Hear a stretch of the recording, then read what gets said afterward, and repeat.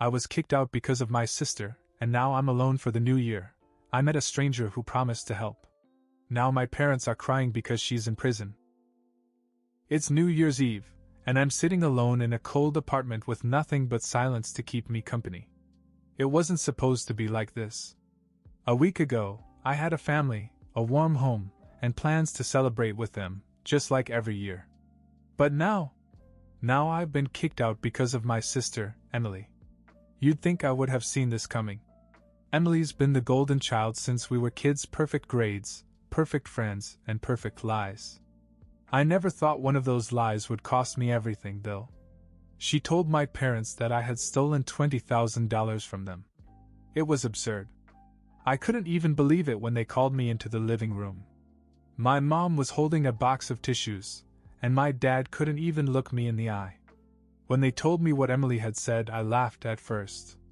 I told them it wasn't true, that I would never touch their money. But Emily stood there with her crocodile tears, acting like she was some kind of victim. She said she'd caught me in her bedroom going through my dad's safe. I didn't want to believe it either. She sniffled. But I saw him, Mom. I'm so sorry. I kept telling them it wasn't true. I begged them to believe me. But my dad cut me off. He said they couldn't have a thief in the house, especially not in the family. I was told to pack my things and leave. I knew it was her. Emily was behind everything. But no matter what I said, they believed her. Why wouldn't they? She was their perfect little girl, and I was just me. I left that night with nothing but a duffel bag and my cell phone. I spent the next few days crashing on a friend's couch before finding this cheap, barely livable place. I didn't even try to explain it to anyone else, I was too humiliated. But as I sat there tonight, watching the clock tick toward midnight, I couldn't stop thinking about her. About what she'd done. I wasn't going to let her get away with it. She had taken everything from me, and I was going to find a way to take something back. What I didn't know was that help was coming. I found myself downtown, wandering near the giant Christmas tree. It was late, and the streets were quiet except for a few scattered groups heading home. I sat on a bench and stared at the lights. It felt surreal to be here alone, knowing that my family was probably sitting together right now, completely ignoring what they'd done to me. There was a guy sitting on the next bench, sharply dressed but looking tired. We caught each other's eyes, and he nodded at me. I wasn't in the mood for small talk, but somehow I managed to say something. Not exactly the picture of holiday cheer, I said. He grinned. Guess I'm not the only one. He paused, then added, What's your story? For some reason, I told him. Not everything, but enough how my sister had lied, how my parents had believed her without question, and how I'd ended up getting kicked out. He listened quietly, not saying much until I was done. Sounds like a mess, he said. But you're sure your sister's lying? 100%, I said. She's done this before, but this time she made it stick. And now I've got nothing. He leaned forward, his elbows on his knees. You know, he said, if you want to fight back, I might be able to help. I frowned. What do you mean? I'm a lawyer, he said. Contracts mostly, but I've handled worse. If you really want to prove that she set you up, we can make it happen. I stared at him, not sure if he was serious or just making conversation. Why would you help me? I asked. He shrugged. Call it a personal grudge. I don't like people who get away with things like that. I hesitated. It sounded crazy, but something about the way he said it made me think he wasn't just talking. Okay, I said slowly. What's the plan? He grinned faintly. Let's start with what you know. We'll figure out the rest. We spent the next 20 minutes huddled on the bench, working out a plan. His name was Daniel, and he seemed to know exactly how to deal with someone like Emily. The first step, he said, was to get proof, something solid that my parents couldn't ignore. She slipped up somewhere, Daniel said confidently. People like her always do. The key is to get her to admit it. I wasn't sure how to do that, but Daniel had an idea. Call her, he said. Ask her to meet you somewhere neutral. Say you want to talk things out. If she's as cocky as you say, she might let her guard down. What am I supposed to say? I asked. Let her do the talking, he replied. Just guide the conversation. Make her feel like she's already won, and she might tell you more than she intends. And then what? Record everything. It sounded risky, but what choice did I have? I agreed, and we set up a meeting for the next morning at a coffee shop a few blocks from my apartment. Daniel gave me a small recording device, something discreet I could slip into my pocket. I barely slept that night. The thought of facing Emily made my stomach churn, but I was determined. If she really had stolen from our parents just to frame me, I had to make sure she didn't get away with it. The next day, I arrived at the cafe early and chose a table tucked away from the main area. Emily showed up right on time, her usual smug confidence on full display. "Well," she said, sitting across from me, "I didn't think you'd want to see me again. Want to beg for forgiveness?" I clenched my jaw but kept my composure. "No," I said. "I just want to talk." She looked amused, but didn't argue. I started with a few vague questions about the situation, pretending I was trying to understand how things had gone so wrong. She answered easily, deflecting responsibility as if it were second nature. But then I steered the conversation. "You know, I've been thinking," I said. "If you hadn't said anything, I would have been stuck there forever, mooching off Mom and Dad." Her smile broadened, and I could see that she was starting to relax. "Exactly," she said. "And that wouldn't have been fair, would it? I mean, they already promised me the house. Why should I have to share it?" There it was. My pulse quickened, but I kept my face neutral. "You're right," I said. "And the money? What was that for?" She laughed. "Oh, don't worry about that. 20 grand is nothing compared to what they'll save by not having to take care of you. Besides, it went to good use: new clothes, a few charity donations. You know, for appearances." My stomach turned, but I didn't say anything. She kept talking, rambling on about how she'd been planning this for months. When she finally stopped, I had everything I needed. As soon as Emily left the cafe, I took off. I didn't even wait to finish my coffee.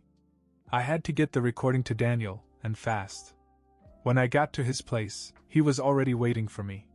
He listened to the recording with a kind of quiet intensity, nodding occasionally but keeping his thoughts to himself. When it ended, he leaned back and let out a satisfied sigh. "Got it," he said simply. "Is that enough?" I asked, still unsure. "It's more than enough," he said. "She admitted to setting you up, stealing the money, and manipulating your parents. Now we just have to make sure the right people hear it." The next part of the plan was simple, but nerve-wracking. Daniel contacted the police, explained the situation, and offered the recording as evidence. He warned me that it might take some time to get a response, but I was still worried. The next day, the police showed up at my parents' house. I wasn't there, but Daniel made sure I was kept in the loop. Apparently, Emily tried to play the victim at first, but when they brought up the recording, her whole act fell apart. She denied it, then tried to blame me, and finally started crying, claiming she only did it because she was desperate. When they took her away, my parents were in shock. Daniel told me that they called him and demanded to know how I'd been involved. He told them the truth, that I'd recorded Emily and turned over the evidence. They didn't call me. Not that day anyway. That night, Daniel and I sat in his apartment and discussed the next steps. "She'll be charged with theft and fraud for sure," he said. "Maybe more, depending on how the prosecutors see it. Best case, she cuts a deal. Worst case, she does some real time." "And my parents?" I asked. He shrugged. "That's up to them. But you've done everything right. They know the truth now." That was the problem. I wasn't sure it would matter. The day after Emily's arrest, my mom called. I thought it might be an apology, or at least an acknowledgement of what had happened, but instead she sounded distant. "She's your sister," Mom said. "I don't know how you could do that to her." I felt like I'd been punched in the gut. Mom, she stole $20,000. She lied to you and Dad. She ruined my life to make sure she got everything. How can you still defend her? She made a mistake, Mom said. But jail? She's not cut out for it. I wanted to scream. So what? I should let her destroy me? There was a long silence before she finally said, "We'll talk later," and hung up. Later that night, Daniel and I went over the legal updates. Emily was being charged with theft and fraud, just as he predicted. It was likely that she would get some jail time, nothing extreme, but enough to make it clear that her actions would not be swept under the rug. "She'll probably end up with a year, maybe a little more," Daniel said. "It's not much, but it's something." I nodded, though it didn't feel like much of a victory. My parents hadn't called me since Mom's earlier conversation, and the thought of going back to their house made me sick. 2 days later, I finally heard from my father. He asked me to meet him at a diner, saying he wanted to straighten things out. When I got there, he looked older, as if the stress of everything had taken a toll on him. "Your mom is upset," he said. "But we know that what Emily did was wrong. I'm sorry we didn't believe you." That should have been enough, but it wasn't. I wanted him to stand by me, to finally see who Emily really was, but instead he kept making excuses for her. "She's been under a lot of pressure," he said. "She's always been emotional." "And what about me?" I asked. "Don't I matter?" "Of course you do," he said quickly. "We just didn't know what to believe." I left before the conversation could go any further. I couldn't sit there and listen to him try to justify their blind loyalty to her. Emily's trial came quickly. I wasn't there, but Daniel kept me informed. She pleaded guilty to avoid a lengthy trial, and the judge sentenced her to 18 months in prison. Daniel said it was fair, given the amount of money she'd stolen and her manipulative actions, but I still felt uneasy. My parents were devastated. They didn't call me, but I heard from a family friend that Mom hadn't stopped crying since the sentencing. Dad had apparently tried to hold it together, but he looked like a wreck. Through it all, I couldn't shake the guilt. Emily had done this to herself, and I knew she deserved the consequences, but it was hard to ignore the weight of how fractured my family had become. Daniel, on the other hand, was calm and matter-of-fact. "She played the game, and she lost," he said. "You shouldn't feel bad about holding her accountable. If you hadn't, she would have continued to run roughshod over you." He was right, but that didn't make it any easier. A week after the sentencing, my father showed up at my apartment unannounced. He looked exhausted, like he hadn't slept in days.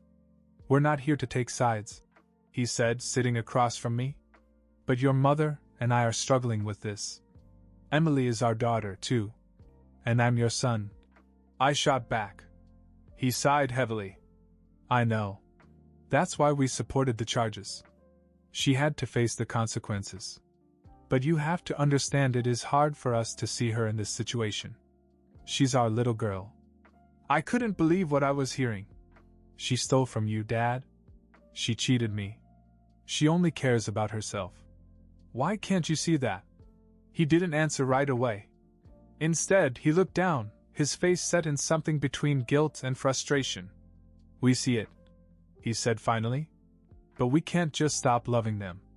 Then it hit me, no matter what Emily did, she'd always be her priority. I'd proven my innocence, and they'd admitted she was wrong, but at the end of the day, she was still their golden child. When he left, I didn't feel angry, just tired. I wasn't sure what kind of relationship I would have with them in the future, but I knew it wouldn't be the same. The weeks after Emily's sentencing were quiet, but not in a peaceful way. I didn't hear much from my parents, except for a few awkward texts asking how I was doing. They were trying, I guess, but it felt hollow. Emily, on the other hand, made her presence felt, even from prison. Through mutual friends, I heard that she was telling anyone who would listen that I had set her up. She played the victim, claiming that the recording had been taken out of context and that I had twisted the situation to ruin her life. At first I was furious. But Daniel kept me grounded. "Let her talk," he said. The evidence is what matters, and she's already where she belongs. He was right, of course. Still, it stung to know that even after everything she'd done, she was still trying to turn people against me. My parents went to visit her in prison. Mom called afterward, her voice strained but determined. "She's really sorry, you know," she said. "She's learned her lesson. She's sorry she got caught," I replied. "That's not the same thing." Mom didn't argue, but I could hear the tension in her silence. I knew she wanted me to forgive Emily, to let it go so we could all move on. But I wasn't ready for that, and I wasn't sure I ever would be. In the meantime, I focused on putting my life back together. With Daniel's help, I found a better place to live and even started applying for new jobs. He wasn't just a lawyer, he had become a friend, someone I could actually trust. "You're doing the right thing," he told me one night when I admitted how lost I felt. "It's not easy to cut toxic people out of your life, especially when they're family. But you're stronger for it." I wanted to believe him, but part of me couldn't shake the sadness of it all. I'd always thought that family was supposed to stick together, no matter what. Now I wasn't sure what that meant anymore. I should have seen it coming, but somehow it still took me by surprise. After months of awkward phone calls and strained silences, my parents finally made their feelings clear. They invited me over, and for a moment I thought it might be a step forward in apology, or maybe just an attempt to make things right. But as soon as I walked in, I could feel the tension in the air. Mom was sitting at the dining room table, her hands clasped tightly in front of her. Dad stood behind her, silent but stern. They didn't ask how I was or invite me to sit down. Instead, Mom began to speak, her voice low and trembling. "We've been thinking a lot about what happened," she said. "And we've decided that this is not how a family should treat each other." I didn't say anything, just stared at her, waiting for her to finish. "She's your sister," Mom continued. "And you're her brother. What you did, it wasn't right. Turning her in, sending her to jail. Whatever she did, you should have handled it differently. Family doesn't do that to each other." Dad nodded, but didn't add anything. He didn't need to. They were a united front, as usual. I wanted to argue, to point out how wrong they were. Emily had destroyed my life and they'd let her. I'd only fought back because no one else would stand up for me. But I knew it wouldn't matter. In their eyes, I had crossed a line that could not be undone. Mom's voice softened, as if that would somehow make it better. "We think it's best if we all take some time apart," she said. "Until everyone can calm down and think things through." I nodded once, silently, and turned to leave. That was 8 months ago. I haven't heard from them since, not a phone call, not a message, not even an awkward holiday card. I've moved on as best I can, but the silence is heavy. Emily is still in prison. I don't know if she learned anything, and honestly, I don't care. She's out of my life forever. My parents? I don't know if I'll ever see them again. Part of me misses them, but another part knows I can't go back, not after everything that's happened. Sometimes, late at night, I wonder if I made the right choice. If standing up for myself was worth losing her. But then I remember the betrayal, the lies, and the way they turned their backs on me when I needed them most. And I tell myself that I made the only choice I could.